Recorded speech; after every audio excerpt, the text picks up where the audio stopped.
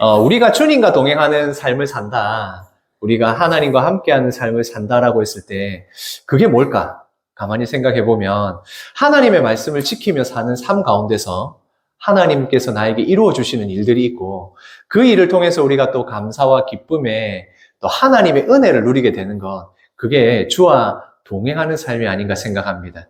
우리 영대교회 성도님들 이 한 주간의 삶 가운데 우리가 예배로 시작을 하지 않습니까? 주일에 예배를 드림으로 말미암아 이 한 주간의 삶 가운데 말씀을 지키려고 열심히 애쓰시고 그리고 그렇게 말씀을 지키며 살아갈 때 하나님이 주시는 복을 경험하는 우리 영대교회 성도님들 되셨으면 좋겠습니다.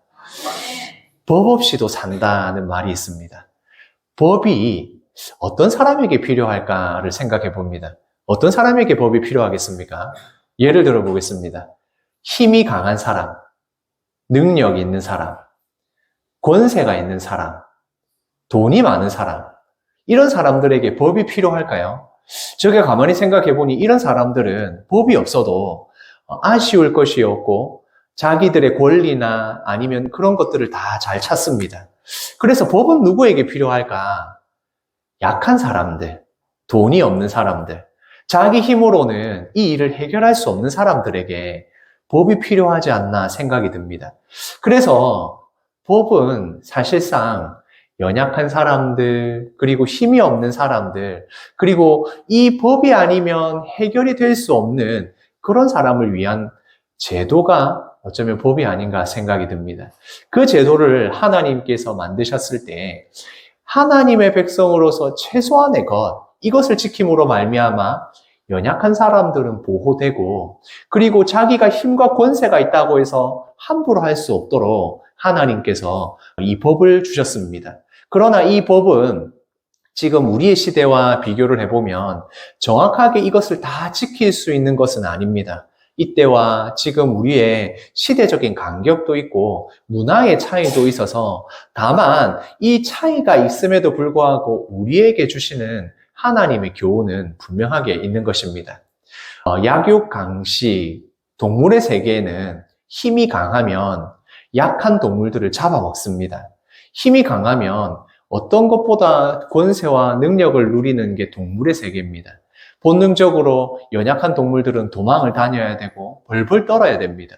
그리고 힘 있는 동물들, 그리고 잡아먹는 동물들은 열심히 사냥을 하고 아무 데서나 낮잠을 자도 편안하게 할 수 있는 것, 그게 바로 동물의 세계입니다. 본능적으로 이렇게 하게 되어 있는데 우리 사람들이 살아가는 이 사회에서의 본능도 이와 비슷하게 될 수 있습니다. 힘이 강하고 능력이 있는 사람들, 내가 마음대로 할 수 있는 사람들이 그것을 휘두르고 그 힘과 권세를 휘두르게 되면 연약한 사람들은 당할 수밖에 없고 그대로 두면 이대로 연약한 자들, 부족한 자들, 힘없는 사람들이 당하게 됩니다. 그래서 우리의 이 사회에는 법이 필요한 것이고 하나님의 말씀이 필요한 것입니다. 우리는 이렇게 법에 도움이 필요한 사람들을 사회적인 약자라고 부릅니다. 신체적으로도 사회적으로도 분명히 약자가 존재합니다. 이스라엘의 그 당시 시대도 마찬가지고 지금 우리가 사는 시대에도 필요합니다.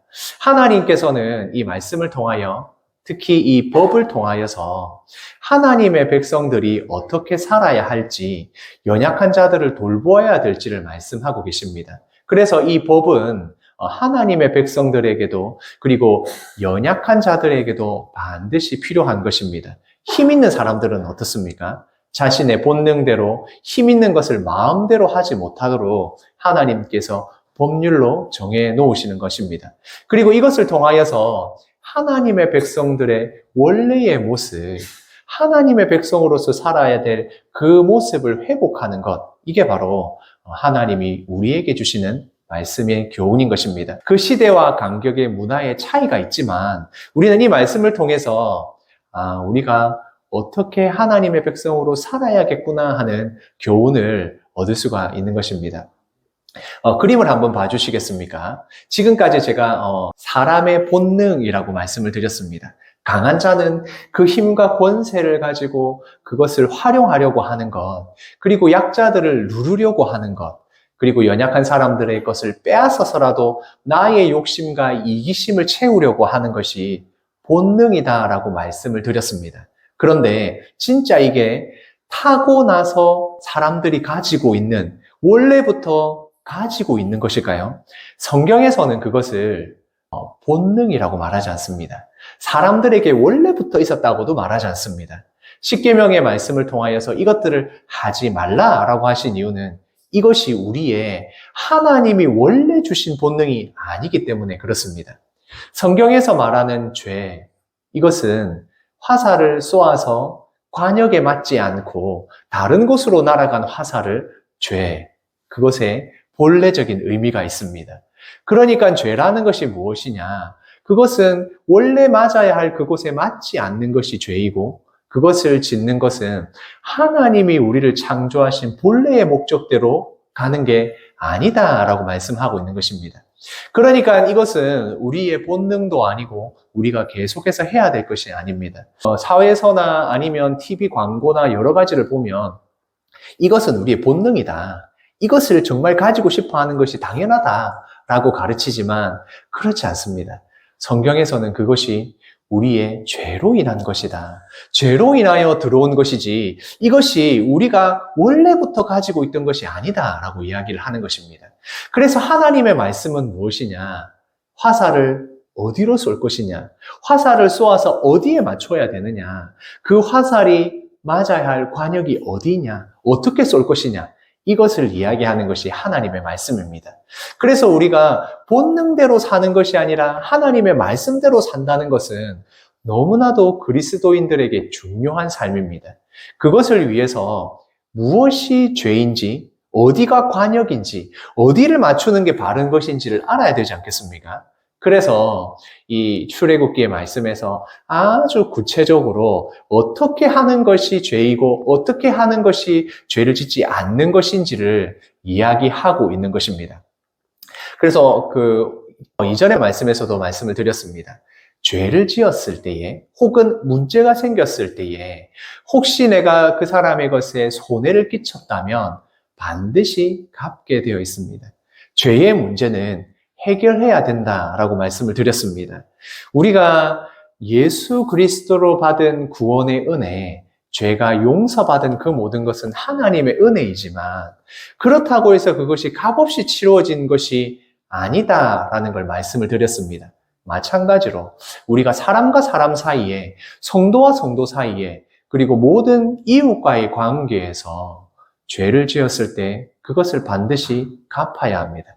말로만, 아니면 말로도 하지 않고 갚았다고 하면 내가 예수 믿기 때문에 내 죄 용서 받았기 때문에 괜찮다라고 하는 건 우리 성도들 안에 그리고 말씀 안에는 없다라고 분명하게 말씀을 드렸습니다. 그래서 오늘은 조금 더 구체적으로 배상하는 문제, 그것에 대해서 이야기를 합니다. 배상과 책임을 이야기했을 때 그 당시에 이제 이스라엘 백성들이 가나안으로 들어가게 되면 그 가나안은 농경사회입니다. 농경사회이다 보니 농경사회에서 일어날 수 있는 여러 가지 문제들을 가지고 배상과 책임에 대해서 이야기를 하고 있습니다. 그래서 말씀해 보면 제일 먼저 뭐가 나오느냐 하면 소가 사람을 죽였다면 이라고 나옵니다. 농경사회에서 소는 매우 중요합니다. 우리도 과거에 농사를 지을 때에 우리나라에서도 이 소가 있어야 밭을 갑니다. 밭도 갈아야 되고 그리고 물건도 운반해야 되고 여러 가지 일을 할 때에 소가 가장 중요한 일을 합니다. 그러니까 그 집집마다 소의 가치는 굉장히 큰 가치입니다. 재산이기도 하고 일을 할 때도 사용되어야 하니까 그 소가 가치가 굉장히 높습니다. 우리나라가 지금은 농경사회가 아니지만 소가 정말 중요했다는 걸 알 수 있는 부분도 아직은 남아 있습니다. 한우 먹는 날. 한우를 먹는 날은 어떤 날입니까? 특별한 날입니다. 내가 다른 사람에게 한우를 사준다. 가까운 사람에게 내가 너 한우 사줄게. 어떤 겁니까? 나는 당신을 정말 극진하게 대우한다. 당신에게 정말 좋은 것을 대접한다. 한우 먹는 날 아니겠습니까? 그것이 사실 한우가 비싸기도 하지만 아직까지도 여전히 우리 사회에는 소라는 게 특별한 걸로 남아있는 것입니다. 이스라엘의 당시에 얼마나 이 소라는 것이 가치가 높았겠습니까? 그런데 그런 소가 사람을 쳐서 죽인 겁니다. 그러니까 아주 큰 일이 되겠죠. 지금으로 치면 제가 어떤 걸까 고민을 해보니까 바로 이런 게 아닌가 싶습니다. 차 사고가 난 겁니다. 내가 열심히 일을 하기 위해서도 필요하고, 어디 가기 위해서도 필요하고, 일을 위해서도 필요하고, 우리 집의 재산인 이 차가 사고가 났다. 그래서 사람이 다쳤다, 죽었다. 바로 이런 일입니다. 그러니까 이것은 이스라엘 사회에서 굉장히 큰 일인 것이고, 이것을 어떻게 해야 될 것인가에 대해서 구체적으로 이야기를 하고 있는 것입니다.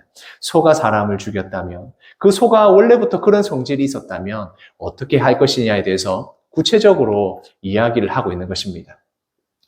여기 그림에 나오시는 분 누군지 아시겠습니까? 예, 한문철 변호사입니다. 한 번씩 가끔 이렇게 TV를 이렇게 돌리다가 보면, 지금은 잘 보지는 못했는데 과거에 보면 차마다 달려있는 블랙박스에 영상을 제보하면 그 영상을 보면서 이 사고는 어떻게 되었다라는 걸 이야기해주고 해설해주는 이분이 계셨습니다. 그래서 저도 이렇게 가끔 TV를 돌리다가 보면 빠져들어서 막 보고 있는 겁니다. 이제 블랙박스 영상 같은 걸 계속 보다 보면 한 가지 큰 부작용이 있습니다. 운전을 하기가 그렇게 무섭습니다. 야, 사고가 이런 사고가 없습니다. 갑자기 다른 차선으로 뛰어 들어오는 차가 없는지, 갑자기 고속도로에서 바퀴가 하나 날아 들어와가지고 차에 부딪히기도 하고, 그런 걸 영상을 계속 보니까 차 운전하기가 겁이 나더라고요. 그래서 이분이 이렇게 해설을 해주면서 이야기를 합니다. 자, 이 사고는 몇 대 몇이다. 이 사람과 저 사람의 사고 비율이 얼마나 되고 얼만큼 서로로 배상을 해줘야 된다. 이런 걸 이야기해 줍니다. 그래서 지금 굉장히 유명하고 많이 나오고 또 사람들에게 관심이 많습니다. 그만큼 차 사고가 많이 나기도 하고 차 사고가 나면 그만큼 손해와 여러 가지 것들이 어려운 상황들이 많이 생기니까 관심을 가지고 보게 되는 것입니다. 그 당시 이스라엘 백성들에게는 뭐가 이 한문철 변호사처럼 관심이 많은 거겠습니까? 소입니다, 소. 소가 어떻게 되었느냐? 이 소가 지금 이렇게 사람을 바쳤는데 어떻게 할 것이냐? 그래서 이 문제에 대해서 이야기를 아주 구체적으로 하고 있는 것입니다. 그런데 거기서 핵심이 무엇이냐? 바로 이것입니다. 같이 읽겠습니다. 가축의 주인이 책임진다. 그 가축을 기르던 사람, 그 가축의 주인이 그 일에 대해서 책임을 져야 된다. 그 소가 한 일에 대해서 책임을 져야 된다. 그래서 그 소를 어떻게 처분한다까지 구체적으로 이야기를 하고 있는 것입니다. 분명 이것은 가족에게 가장 큰 이 가정의 재산이기도 하고 중요한 것이지만 사람을 다치겠다면, 다른 사람을 어렵게 만들었다면, 다른 사람에게 피해를 줬다면 그것에 대해서 배상을 해야 된다. 어떻게 손해를 끼친 것에 대해서 책임을 져야 한다라고 분명하게 이야기를 하고 있는 것입니다. 그리고 나서 이야기하는 또 한 가지 재미있는 것은 내가 구덩이를 팠는데 그 구덩이에 가축이 빠져서 죽었다면 어떻게 할 것인가, 이 이야기를 하고 있습니다. 이 구덩이를 팠다는 것은 자기 집에 있는 자기 밭에 구덩이를 팠다 이게 아닙니다. 공공장소, 사람들이 다니고 가축들이 다니는 그곳에 구덩이를 팠는데 거기에 동물이 빠졌다면 어떻게 할 것인가를 말씀합니다. 그런데 여기서 구덩이를 판 이유가 있지 않겠습니까? 대부분 구덩이를 파는 건 물이 잘 없는 그런 이 이스라엘에 구덩이를 판다는 건 대부분 우물을 파는 것입니다. 그러니까 그 구덩이가 굉장히 깊겠죠. 동물이 빠지면, 가축이 빠지면 못 빠져나오는 겁니다. 그랬을 때에 이 책임을 어떻게 할 것이냐. 성경에서는 분명히 구덩이를 판 사람에 대한 책임을 묻고 있습니다. 내가 그 가축을 죽이려고 의도했던 것도 아니고 내가 그 구덩이를 통해서 어떻게 하려고 한 것이 아니라 사람들의 이익을 위해서 물을 얻기 위해서 한 것이지만 그곳에 가축이 빠졌다면 그것에 대해서 누가 책임을 진다고요? 구덩이를 판 사람이 책임을 져야 된다는 것입니다. 내가 직접 하지 않았더라도 그 일을 통하여 다른 피해를 입은 것들이 있다면 그것에 대해서 반드시 책임을 지고 배상을 해야 된다, 보상을 해야 된다라고 말씀하고 있는 것입니다. 그리고 이 말씀을 같이 한번 읽겠습니다. 사람이 소나 양을 도둑질하여 잡거나 팔면 그는 소 한 마리에 소 5마리로 갚고 양 한 마리에 양 4마리로 갚을 지니라. 십계명의 말씀 중에 내 이웃의 집을 탐내지 말라, 도둑질하지 말라라는 말씀을 확장해서 구체적으로 이야기하고 있습니다. 사람이 소나 양을 도둑질, 훔쳤는데 한 마리를 만약에 훔쳤다. 소 한 마리를 훔쳤으면 몇 마리로 갚아야 된다고요? 5마리로 갚아야 됩니다. 양 한 마리를 훔쳤는데 그것이 걸렸다면 4마리를 갚아야 됩니다. 이것은 그냥 일반적인 손해배상의 4배에서 5배를 갚아야 됩니다. 이것은 무슨 말이겠습니까? 도둑질 하지 말라는 겁니다. 어떤 경우라도 남의 것을 훔치지 마라. 그것을 이야기하는 것입니다. 4배나 5배 정도 갚을 정도가 되면 얼마나 사람들이 훔치는 것이 두려운 일인지 알겠습니까? 그러니까 훔치지 말라라는 이야기를 하고 있는 것입니다. 반드시 갚아야 되고 반드시 그것에 대해서 손해를 배상해야 되는데 그 배상하는 것이 아주 크게 만들어 놓아서 절대로 하지 말라라고 이야기를 하고 있는 것입니다. 그런데 도둑이 생기지 않겠습니까? 도둑이 뚫고 들어오는 집에 벽을 허물거나 아니면 담을 넘어서 들어오는 것, 그것을 보았을 때 주인이 가만히 있겠습니까? 당연히 이것을 방어하다가 도둑이 죽었을 경우에 이때는 어떻게 하느냐? 그것에 대해서 주인에게, 그것을 막은 사람에게 대해서 죄가 없다라고 이야기합니다. 정당방위라고 할 수 있는 겁니다. 그런데 그냥 그렇게 끝나는 것이 아니라 도둑이 뚫고 들어오는 자세한 상황이 있습니다. 만약 도둑이 올 때 그때 날이 밝았다면, 밝은 대낮에 들어왔다면 그 도둑을 만약에 해하거나 죽였다면 그것에 대해서는 죄가 있다라고 이야기합니다. 어두울 때 들어왔을 때는 내가 누군지도 모르고 방어를 해야 된다는 그것 때문에 사람을 방어하다가 실수할 수 있지만 그게 아무리 도둑이고 훔치러 들어온 사람이라고 할지라도 그 사람이 대낮에 들어오는 것, 그러니까 들어오는 것을 보고 있었다면 그 사람을 해하려고 하면, 죽이려고 하면 안 된다라고 이야기를 합니다. 그래서 이것은 도둑은 무조건 죽여라가 아니라 도둑이라고 할지라도 그 사람의 생명이나 이것은 소중하다라고 이야기를 하는 것입니다. 그래서 힘이 있다고, 내가 능력이 있다고 내 집에 들어오는 모든 사람을 해할 수 있다. 그렇게 하지 마라. 힘을 가지고 있다고 함부로 사용하지 말라. 내가 아무리 도둑이라고 할지라도 그 도둑이 들어오는 것을 내가 해치울 수 있다 해도 그것을 신중하게 하라라고 말씀하고 있습니다. 그래서 하나님의 법은, 하나님이 주신 율법의 말씀들은 이것을 해라, 이것 안 하면 죽는다라고 분명하게 기록하고 있지만 여기에서 중요한 건 이것을 하지 말라, 이것을 하지 마라, 아니면 죽는다에서 여기서의 핵심은 죽는다가 아니라 하지 말라는 것에 있는 겁니다. 그래서 우리가 이 말씀을 잘 생각해야 됩니다. 그리고 나서 나오는 법은 곡식의 피해를 입었을 때 우리의 가축들이 포도원에 들어가서 내 가축이 남의 포도원에 들어가서 그 포도를 다 먹었을 때에 곡식들을 먹어치웠을 때 어떻게 배상해야 될지도 이야기를 합니다. 그리고 밭을 태우다가 불을 내면 당연히 불이 그냥 타는 게 아니라 바람이 잘못 불면 남의 밭도 태울 수 있지 않겠습니까? 남의 밭에 있는 그 곡식들을 다 태우게 되면 그것에 대해서 어떻게 배상할 것이냐를 이야기하고 있습니다. 이 밭을 태운다, 불을 낸다는 건 지금은 그래도 불 나는 것 때문에 조심을 하지만 옛날에만 해도 겨울 되면 전부 다 논두렁을 태우지 않았습니까? 논두렁을 다 태우는 이유 중에 하나가 지금처럼 농약이나 뭐 살충을 할 수 있는 방법이 별로 없으니까 거기에 논두렁이나 이런 것들을 태워가지고 이 벌레들의 알이나 이런 것들을 죽여서 해충을 없애려고 하는 그런 목적이 있지 않겠습니까? 그래, 그런 목적으로 불을 냈다가 상대방의 밭이 홀랑 태워가지고 곡식들이 다 태워졌다면 그것에 대해서도 배상을 해야 된다라고 이야기를 합니다. 그래서 이 성경의 말씀, 이 율법의 말씀을 보면 우리가 맡은 사람들의 책임에 대해서 이야기를 하고 있습니다.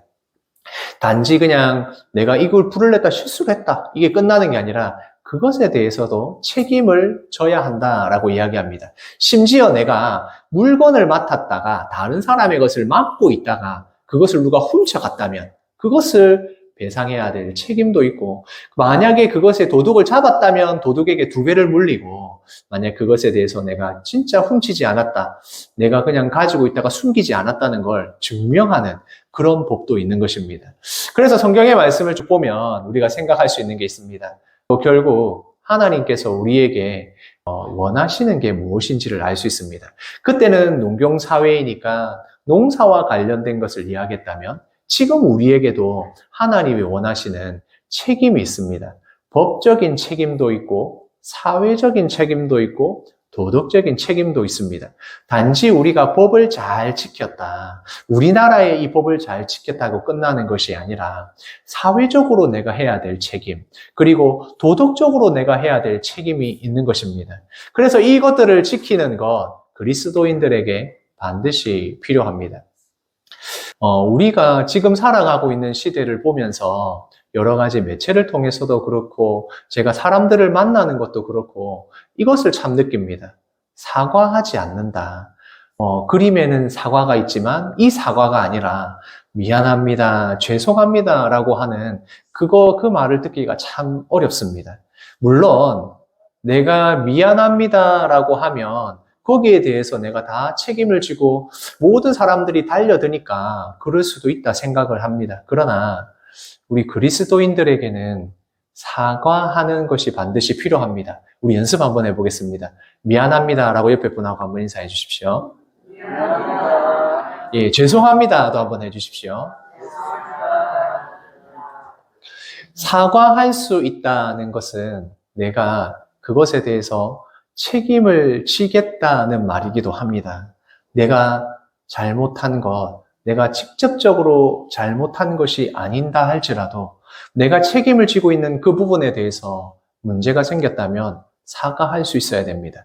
그게 그리스도인이고 지금 여기에서 말씀하고 있는 바입니다.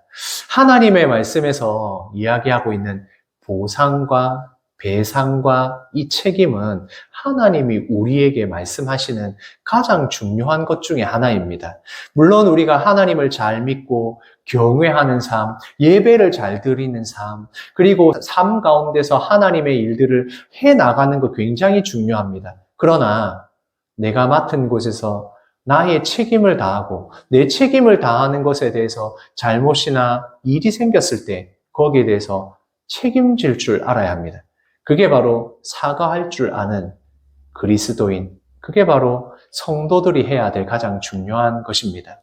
하나님께서는 우리에게 하나님을 경외하도록 하셨습니다. 하나님의 백성이 하나님을 경외하기 위해서는 어떻게 해야겠습니까?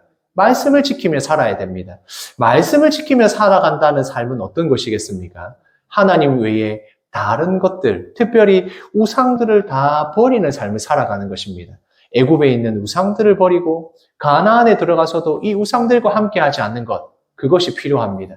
그래서 하나님께서는 하나님의 외에 다른 우상을 섬기지 말라는 그 의미로 반드시 죽을 수 있는 무당과 짐승과 행음하는 것, 그리고 그 하나님께서 주시는 이 법을 안 지키는 무당과 박수와 이런 것들을 하나님께서 엄격하게 금하십니다. 그것이 우상을 섬기는 것과 관련이 되어 있기 때문에 그렇습니다. 하나님의 백성으로서의 책임, 하나님의 말씀을 지키는 자의 책임이 필요한 것입니다. 그리고 오늘 핵심 중에 하나를 말씀드리고 싶습니다. 같이 읽겠습니다. 너는 이방 나그네를 압제하지 말며 그들을 학대하지 말라. 하나님께서 중요하게 말씀하시는 것 중에 하나가 이방 나그네를 압제하지 말라는 것입니다. 왜 그렇습니까? 너희가 애굽에서 노예 생활 해보지 않았니? 그러니 너희는 이방의 나그네들을 압제하지 말고 그들을 학대하지 말라라고 말씀합니다. 어떤 사회에서 이방인들, 다른 사람들은 항상 약자가 되기 쉽습니다. 평소에는 괜찮은데 문제가 생기면 바로 이 소수의 사람들, 이방인들에 대해서 사람들이 관심을 집중하고 그들에게 탓을 돌립니다. 유대인들이 학살당했던 그때도 마찬가지였고, 일본에 대지진이 일어났을 때 그때 일본 안에 있던 우리나라 사람들이 당했던 것도 마찬가지입니다. 문제를 일어나면 어떤 한 사람들을 집중해가지고 탓을 하면 사람들에게 어떤 평안함을 주나 봅니다. 그래서 꼭 일이 있으면 그런 소수의 이방인들에게 타겟이 가는 경우가 많습니다. 그래서 하나님께서 엄하게 말씀하십니다. 이방 나그네를 너희가 학대하지 마라 라고 이야기합니다. 그리고 그와 동일선상에 있는 것도 있습니다. 그 당시 사회에서 과부나 고아는 사회적으로 약자일 수밖에 없습니다. 그 남자가 없으면 제대로 된 이 일을 할 수가 없고, 그러니까 여자 혼자만 있다면 굉장히 힘든 삶을 살아가게 됩니다. 그런 사회적인 약자가 될 수밖에 없는 과부. 그런데 아이의 부모가 없으면 어떻겠습니까? 더 심하겠죠. 그런 과부나 고아를 해롭게 하지 말라라고 말씀합니다. 이방 나그네를 압제하지 말고 고아나 과부를 해롭게 하지 말라라고 말씀합니다. 이전까지는 근데 하나님께서 어떤 감정이나 이런 것을 말씀하지 않으시는데 이 말씀에 보면 하나님께서 엄하게 이야기하시는 걸 보게 됩니다. 혹시 이 물고기가 어떤 물고기인지 아시겠습니까? 민물고기인데 네, 버들치라는 물고기입니다. 저도 이번에 찾아보면서 알게 된 물고기인데 이 버들치는 1급수에만 산답니다. 이 1급수에 이 버들치가 산다, 이 물고기가 살고 있는 걸 보면 어떤 걸 알 수 있겠습니까? 아, 이 물은 맑구나, 1급수구나 라는 걸 알 수 있지 않겠습니까? 1급수에 사는 물고기가 있으면 아, 이 물은 깨끗하다. 왜 그걸 알 수 있습니까? 조금만 이 물이 더러워지면 이 물고기를 거기서 찾을 수가 없기 때문에 그렇습니다. 사회가 건강하다, 그 지표가 되는 게 뭐가 되겠습니까? 사회적인 약자들을 어떻게 하고 있느냐, 이걸 보면 됩니다. 교회가 건강하다, 뭘 보면 알 수 있겠습니까? 약자들을 어떻게 배려하고 있느냐, 교회가 다른 사람들과 어떻게 하고 있느냐, 연약한 자들을 어떻게 돌아보고 있느냐, 이걸 보면 그 사회가, 그 교회가 건강한지 건강하지 않은지를 알 수가 있는 것입니다. 그래서 이것이 버들치가 지표가 됩니다. 하나님께서 왜 이방인 나그네를 압제하지 말고 고아나 과부에 대해서 하나님께서 그들을 해롭게 하지 말라고 하시겠습니까? 그들에게 대하는 태도를 보면 그 사회가 하나님의 말씀대로 잘 살고 있는지 살고 있지 않은지를 보여주는 지표가 되기 때문에 그렇습니다. 그래서 구약 성경에 보면 하나님께서 이스라엘 백성들을 징계하시겠다, 심판하시겠다고 했을 때 항상 하시는 말씀이 있습니다. 너희가 고아와 과부를 압제하고 너희가 연약한 자들을 빼앗고 너희가 그렇게 했으므로 하나님이 너희를 심판하시겠다 말씀합니다. 그것이 바로 지표가 되기 때문에 그렇습니다. 우리가 신앙생활 잘하고 있는 것, 우리가 하나님 말씀대로 잘 사는 것 무엇으로 볼 수 있겠습니까? 물론 예배를 잘 드려야 합니다. 하나님의 말씀을 묵상해야 됩니다. 새벽에 나오셔서 새벽기도 하셔야죠. 그런데 그것보다 더 지표가 되는 것은 내가 어떻게 사람들을 대하느냐. 내가 위에 있을 때에, 내가 상사일 때 아랫사람에게 어떻게 대하느냐. 내가 이웃에게 나보다 연약한 사람들을 어떻게 대하느냐. 내가 문제가 생겼을 때 사과하고 책임을 지느냐, 발뺌을 하느냐. 그것으로 내가 하나님의 말씀을 지키며 살아가는지 지표가 되는 것입니다. 하나님께서는 다른 곳에 있어서는 그냥 말씀을 하시다가 이방인과 고아와 과부에 대해서는 어떻게 하시느냐. 만약 너희가 그렇게 하지 않으면 나의 노가 어떠하다고요? 맹렬함으로 하나님께서 진노하신다, 불타는 화를 내실 것이다. 고아와 과부와 나그네와 이 이방인들 연약한 자들을 압제하거나 너희들이 괴롭게 하면 내가 화낸다. 너희들도 그렇게 당할 것이다. 라고 분명하게 말씀합니다. 이것이 바로 우리의 신앙에서 가장 중요한 지표가 되기 때문입니다. 우리의 신앙생활의 열매는 무엇으로 확인할 수 있겠습니까? 여러 가지가 있을 수 있습니다. 그러나 저는 우리 영대교회 성도님들에게 말씀드리고 싶습니다. 나의 신앙의 지표는 내가 사람들을 어떻게 대하느냐, 그걸 보고 알 수 있습니다. 내가 신앙생활 잘하는 것이 기도하는 것, 예배 자리에 잘 참석하는 것, 말씀을 많이 읽는 것, 물론 맞습니다. 그런데 그것은 시작일 뿐이고 그것에 대한 열매가 있어야 됩니다. 그게 다른 사람을 대하는 태도에서 드러나게 됩니다. 나는 신앙 있다, 나는 신앙생활 열심히 잘한다라고 하면서 다른 사람들에게 대하는 태도가 엉망이라면 내가 예배는 잘 드리고 나가서 일주일간 살아가면서 그 삶 가운데 사람들과의 그 관계에서 사람들이 나를 욕하고 있다면 이것은 잘 생각해 보셔야 됩니다. 하나님이 나의 노가 맹렬하다라고 하십니다. 다른 부분에 있어서는 그렇게 하시지 않는데 이 부분에 있어서는 나의 노가 맹렬하다라고 하고 계시는 겁니다. 가난한 자와 연약한 자들에게 하나님은 굉장히 관심이 많으십니다. 그들에게 빚을 지우지 말라고 합니다. 돈을 빌려줘가지고 그것을 고리대금으로 갚지 말라고 합니다. 그리고 가난한 자의 옷을 저당 잡았다면, 만약 그 돈 대신 그 옷을 가져왔다면 빨리 해지기 전에 그 옷을 갖다 주라고 합니다. 지금처럼 옷이 다양하게 있는 것이 아니라 가난한 사람들에게는 그 옷 한 벌이 전부입니다. 이것을 입어야 되는 옷이기도 하지만 지금 이런 옷이 아니거든요. 뚫뚫 말아져 있는 천 같은 옷이니까 잘 때는 이불로도 사용합니다. 그런 것들을 너희가 빼앗지 마라 라고 이야기합니다. 가난하고 연약한 자들이 빚지고 불행해지는 그 모든 것을 사회에서 막아야 한다. 너희가 그 일을 해라 라고 말씀하고 있습니다. 그러면서 하나님이 뭐라고 말씀하시냐? 같이 읽겠습니다. 나는 자비로운 자임이니라. 하나님은 자비로우십니다. 하나님은 자비로우신데 그 자비로우심을 어떻게 드러내시느냐? 바로 하나님을 경외하는 사람들이 그 말씀을 지킴으로 말미암아 하나님의 자비를 너희가 드러내라고 하십니다. 그래서 가난하고 연약한 자들, 이방인들을 너희가 압제하지 말고 그들을 위하여 배려하고 섬기고 나아가라. 그러면 어떻게 되겠습니까? 사회가 법이 있지만 그 법보다 더 온전하게 하나님의 말씀을 지킴으로 말미암아 연약한 자들이 보호되는 것입니다. 단순히 이 법을 지키는 것, 그것으로 끝나는 것이 아니라 하나님의 자비를 드러내야 되니까 얼마나 하나님께서 원하시는 방법으로 나아갈 수 있겠습니까? 하지 말라로 끝나는 것이 아니라 하나님의 일을 하는 것으로 더욱더 사회가 성장해 가게 되는 것이고 연약한 자들을 돌아보게 되는 것입니다. 같이 말씀을 읽겠습니다.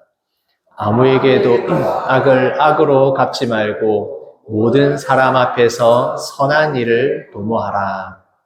율법학자로서 대단한 명성을 가질 수 있었고 조금만 있으면 더 많은 사람들에게 존경받는 사람이 될 수 있었던 한 사람이 있습니다. 그 사람은 율법에 대해서 너무나도 잘 알고 있었고 그것을 열심을 가지고 어떻게든 하나님의 이 율법을 지키기 위해서 최선을 다했습니다. 그렇게 최선을 다하기 위해서 예수 믿는 사람들, 그리스도인이라는 저 사람들이 하나님의 율법에 반하는 것 같으니까 쫓아가서라도 어떻게든 잡아가지고 그들을 감옥에 가두려고 했던 한 사람, 바로 바울이 했던 말씀입니다. 그 바울이 예수님을 만나고 예수님이 율법의 완성이신 것을 깨닫게 되었을 때 그는 성도들에게 예수 그리스도를 전하면서 이렇게 말하는 것입니다. 아무에게도 악을 악으로 갚지 말고 모든 사람 앞에 선한 일을 도모하라 말씀합니다. 이는 이로 갚고 눈은 눈으로 갚으라고 했던 그 율법이 이제는 예수 그리스도로 말미암아 완성되었을 때 모든 사람들 앞에 악을 악으로 갚지 않고 선한 일을 하는 것으로 바뀌게 되는 것입니다. 바울 사도가 전하려고 했던 율법의 완성이 바로 이것입니다. 율법은 단지 하나님의 법을 지키는 그것으로 끝나는 것이 아니라 그 교훈을 가지고 조금 더 완성된 상태로 하나님의 법을 적극적으로 지켜나가는 것으로 완성이 됩니다. 내가 가난한 자를, 연약한 자를, 그들을 압제하지 않았다. 그것으로 끝나지 않습니다. 내가 이방인 나그네들을 내가 압제하지 않았다. 그것으로 끝나지 않습니다. 더 적극적인 방법으로 예수 그리스도의 사랑의 법으로 완성되어 가는 것입니다. 오늘 말씀을 통해서 세 가지를 생각하겠습니다. 첫 번째 같이 읽겠습니다. 하나님은 자비가 많으십니다. 하나님께서는 자비가 많으십니다. 이것 하지 말라. 이거 하면 너희들 죽는다. 라고 하는 그 법에서는 하지 말라는 것이 더 큰 것입니다. 이 법을 지켜 나아가는 성도들에게 원하는 것은 이것을 통하여 하나님의 자비를 드러내라는 것입니다. 연약한 자들을 돌아보고 과부와 고아와 이방인 나그네들을 너희가 돌보라 라는 그 말씀은 하나님의 자비를 너희가 드러내라는 말씀입니다. 두 번째는 이것입니다. 같이 읽겠습니다. 나에게 그리스도인의 책임이 있습니다. 우리는 그리스도인의 책임이 우리에게 있습니다. 예수 그리스도를 믿는 자로서 살아가셔야 됩니다. 내가 직접적으로 잘못하지 않더라도 내가 그 일을 맡고 있었으면 사과할 줄 아셔야 합니다. 그것이 바로 그리스도인으로서 하나님이 우리에게 원하시는 모습입니다. 세 번째 같이 읽겠습니다. 선한 일에 힘씁시다. 결국 우리는 선한 일에 힘써야 됩니다. 하지 말라. 그것으로 끝나는 것이 아닙니다. 더욱 적극적으로 주의 일을 이 한 주간의 삶 가운데 행하시는 영계교회 성도님들 되시기를 소원합니다. 아멘.